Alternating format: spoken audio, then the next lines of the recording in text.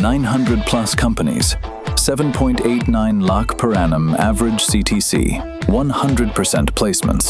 KL deemed to be university. Telugu Desam party అధిష్టానం నంద్యాల జిల్లా ఆళ్లగడ్డ శాసనసభ్యురాలు భూమా అఖిలప్రియ వ్యవహార శైలిపై స్థానికంగా తలెత్తిన వివాదాలపై తీవ్ర ఆగ్రహం వ్యక్తం చేసింది. నియోజకవర్గంలో ఇటీవల జరిగిన పరిణామాలు, వచ్చిన ఫిర్యాదులపై ముఖ్యమంత్రి నారా చంద్రబాబు నాయుడు అత్యంత సీరియస్ గా ఉన్నారనే విషయాన్ని పార్టీ స్పష్టం చేసింది. ఈ నేపథ్యంలో మంగళగిరిలోని పార్టీ కేంద్ర కార్యాలయంలో రాష్ట్ర అధ్యక్షుడు పల్లా శ్రీనివాసరావు అఖిలప్రియను ప్రత్యక్షంగా పిలిపించి మాట్లాడారు. పార్టీ క్రమశిక్షణను ఉల్లంఘిస్తే ఎంతటి వారినైనా ఉపేక్షించే ప్రసక్తి లేదని, పరిపాలనలోనూ పార్టీ వ్యవహారాల్లోనూ ఆమె భర్త జోక్యం ఉండకూడదని చంద్రబాబు ఇచ్చిన కఠిన ఆదేశాలను పల్లా శ్రీనివాసరావు నేరుగా ఆమెకు వివరించారు. ఈ వివాదానికి ప్రధాన కేంద్రం ప్రముఖ పుణ్యక్షేత్రమైన అహోబిలం లక్ష్మీనరసింహస్వామి దేవస్థానానికి సంబంధించిన తలనీలాల వేలం టెండర్ల ప్రక్రియగా నిలిచింది. రవాణా కాంట్రాక్టుల వ్యవహారంలో అఖిలప్రియ సోదరుడు అనవసర జోక్యం చేసుకున్నారనే ఆరోపణలు వెల్లువెత్తాయి. ఆలయ కాంట్రాక్టర్లను అడ్డుకోవడం, కమిషన్ల కోసం ఒత్తిడి తెస్తున్నారంటూ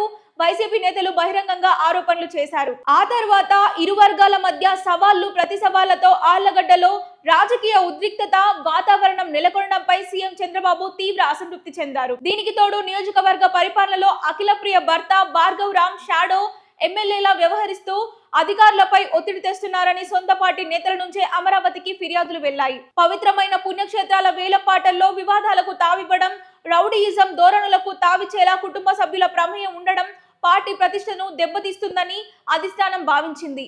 అందుకే భర్త భార్గవ్ రామ్ ఏ ప్రభుత్వ లేదా పార్టీ అధికారిక వ్యవహారాల్లోనూ కనిపించకూడదని పల్లా శ్రీనివాసరావు స్పష్టంగా హెచ్చరించారు.